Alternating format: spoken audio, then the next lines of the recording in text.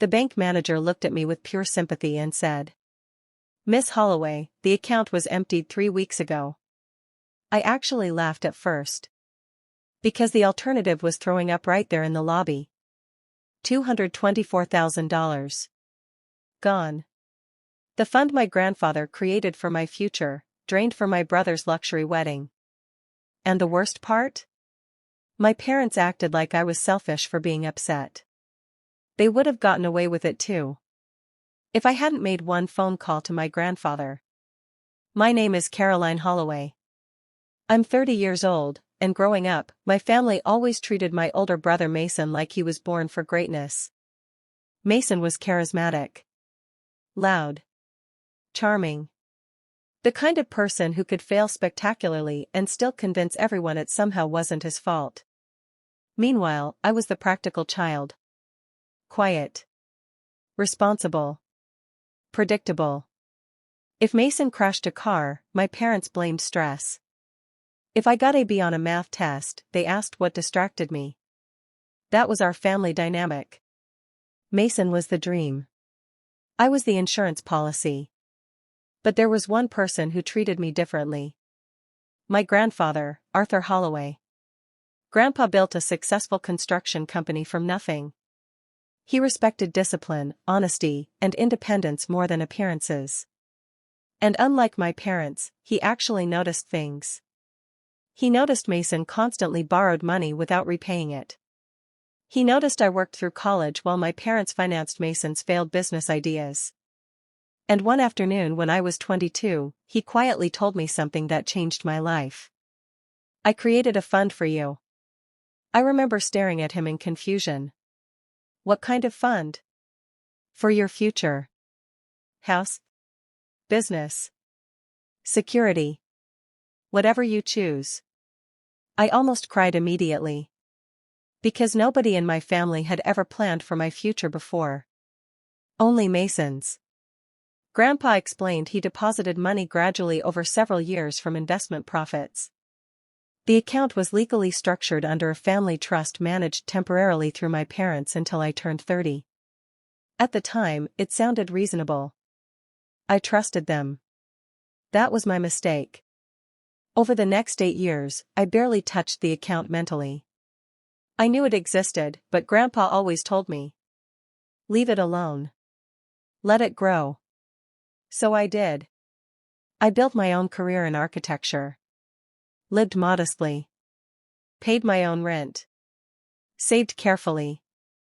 Meanwhile, Mason lived like consequences were fictional. Failed restaurant venture. Luxury car repossession. Crypto disaster.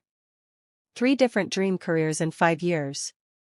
And every single time, my parents rescued him financially. Then Mason got engaged to Vanessa. And suddenly my family transformed into wedding royalty.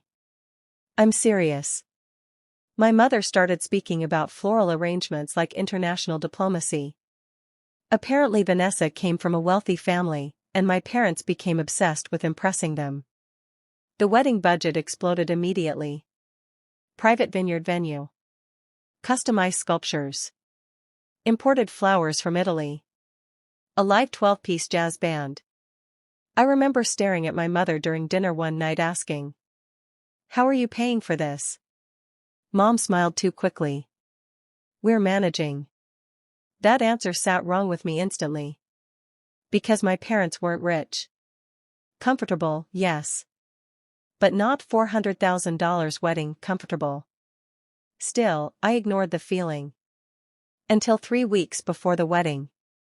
I had just turned 30, meaning legal control of Grandpa's trust fund officially transferred to me. So naturally, I scheduled a meeting with the bank to discuss future investment options. I walked in excited. I walked out unable to breathe. The account balance showed $3,812. Not $224,000. $3,000. I genuinely thought there was an error. There has to be some mistake. The bank manager looked uncomfortable. There were authorized withdrawals over the last 18 months. Withdrawals. Plural. My hand started shaking as she printed transaction records. wire transfers, luxury vendor payments, venue deposits, jewelry purchases. Every single transaction tied directly to Mason's wedding. I couldn't even process it. Page after page after page.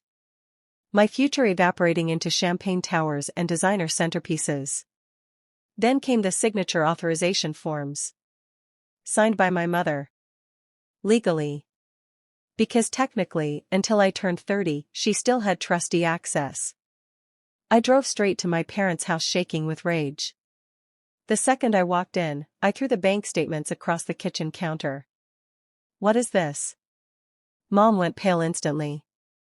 Dad stood slowly from the table. Mason looked annoyed more than guilty. And that's when I realized. They already knew. Dad sighed heavily. Caroline, lower your voice. Lower my voice? You stole from me. Mom burst into tears immediately. It was for family. I actually laughed. Not because it was funny. Because the insanity of that sentence physically broke something in my brain. You drained my entire future for a wedding? It wasn't your money yet, Mason snapped suddenly. That sentence silenced the room. Because finally, for one honest second, the mask slipped. Not your money yet. Like I was never supposed to fully own it at all. Then came twist number 1. My mother confessed they originally intended to borrow only part of the fund temporarily. But wedding costs kept escalating because Vanessa's family expected luxury. Every time they spent more, they convinced themselves they'd replace it later. Except they never did. Because they couldn't. Dad admitted they even refinanced their house secretly trying to cover some expenses. And suddenly I realized the horrifying truth. My parents weren't just irresponsible. They were drowning. Then Mason stood up and made everything worse. Honestly, Caroline, you're overreacting. I stared at him in disbelief. You're single. No kids. You have time to rebuild. Rebuild. Like $224,000 was just a minor inconvenience. And suddenly I understood my place in the family perfectly. I wasn't a daughter. I was emergency funding. I left immediately. And for 2 straight days, nobody contacted me. No apology. No accountability. Nothing. Then came twist number 2. My grandmother called quietly one evening. Your grandfather doesn't know. My stomach dropped instantly. Apparently Grandpa believed the trust remained untouched. My parents hid everything from him because they knew exactly how he'd react. And suddenly I faced a choice. Protect the family. Or tell the truth. For 24 hours, I wrestled with it. Because despite everything, exposing them would destroy relationships permanently. But then my mother texted me something that changed everything. You need to stop being emotional before you ruin your brother's wedding. That was it. Not remorse. Not guilt. Just fear that I'd embarrass them. So I made the call. I still remember Grandpa answering cheerfully. Caroline. Everything all right? And hearing his voice nearly made me cry instantly. Grandpa. I need to tell you something. Silence filled the line for a very long time after I explained everything. He didn't interrupt once. Didn't yell. Didn't react. And honestly? That scared me more. Finally, he asked one quiet question. Do you have the records? Yes. Good. Then he hung up. The wedding day arrived tense as a funeral. I almost didn't attend. But part of me needed closure. The vineyard looked absurdly extravagant. Crystal chandeliers hanging from imported white roses. Luxury cars lined outside. Everything my stolen future paid for. And my parents walked around smiling proudly pretending nothing happened. Guests complimented the elegance nonstop. You must be so proud of your son. Dad practically glowed hearing it.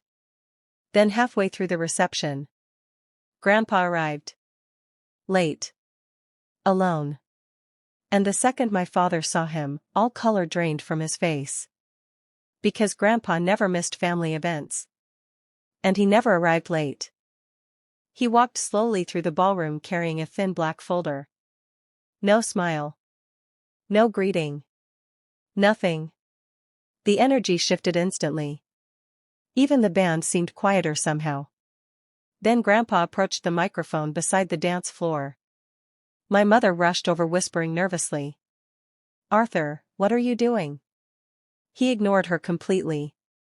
Then he looked directly at the guests and said, "I apologize for interrupting this celebration. But before this family continues pretending to honor love and loyalty, the truth deserves a place in this room." Dead silence. I could hear glasses clinking softly in the distance. Then Grandpa opened the folder. And the final twist detonated. The trust fund wasn't just a savings account. It was a legal ethics test. Years earlier, after repeatedly watching my parents financially prioritize Mason while neglecting me, Grandpa intentionally structured the trust with monitoring clauses. Every withdrawal. Every authorization. Every misuse. Automatically documented. And hidden deep inside the legal structure was one devastating condition. If trustees used funds for unauthorized personal purposes, they forfeited all inheritance rights from Grandpa's estate permanently. The entire ballroom froze. My father looked like he might collapse. Mom started shaking violently. Mason whispered, "What?" Grandpa's voice stayed calm. "You stole from your daughter to finance vanity. Therefore, as of this morning, you are removed from my estate entirely." Gasps exploded across the room.